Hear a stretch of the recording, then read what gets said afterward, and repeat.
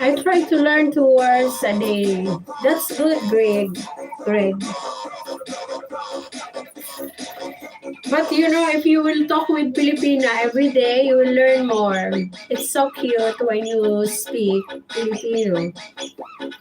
Because you are, US.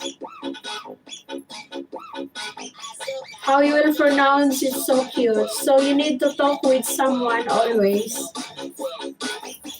So you can learn every day.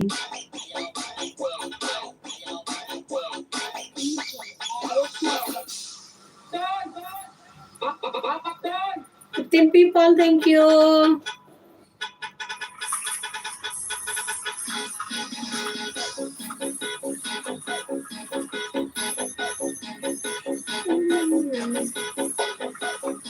I've learned a lot of words but can't ever remember how to spell them. No problem. You will learn, you will remember.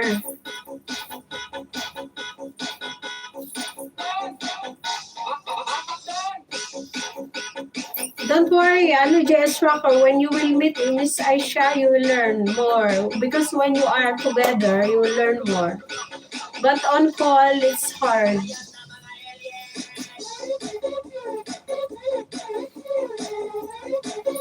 You know, before my previous work, I was, every day, I was talking with the children. Really, they learn good in Tagalog. Sometimes they cannot talk, but they understand. And then when I bring them out, they are talking with Filipino Tagalog. And all my friends, they don't believe, oh, how come they are talking Tagalog? They count numbers. They call tita, tito. Tita means auntie, tito, it's uncle.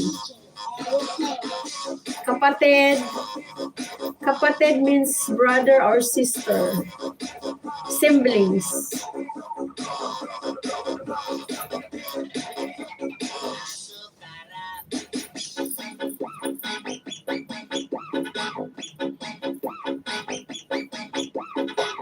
Thank you so much.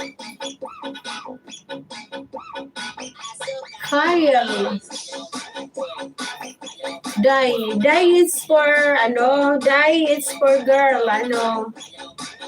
Yeah, Dai, it's like, you will call the lady, Oy, Dai.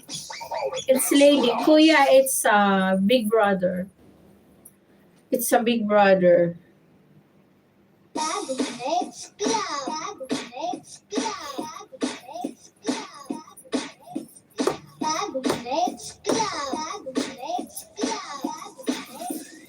Dancing to the beat with DJ Eric. Ay, Kalingap Awi, Sir Awi, salamat. Nanay, tata, it's mother and father. Mama and papa. My mother and father, I call them nanay and tatay. This is the old generation. Are you from Arabia?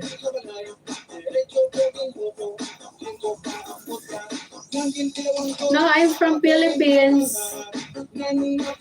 Jim 13, I am from Philippines.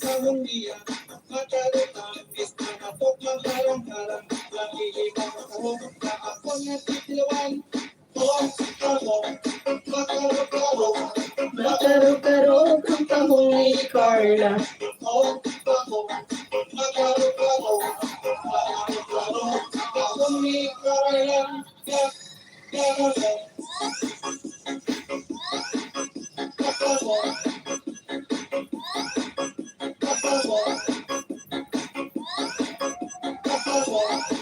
Thank you so much for staying. Only we have, guys, 10 minutes to go.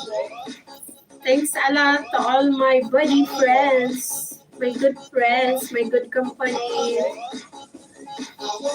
I love you.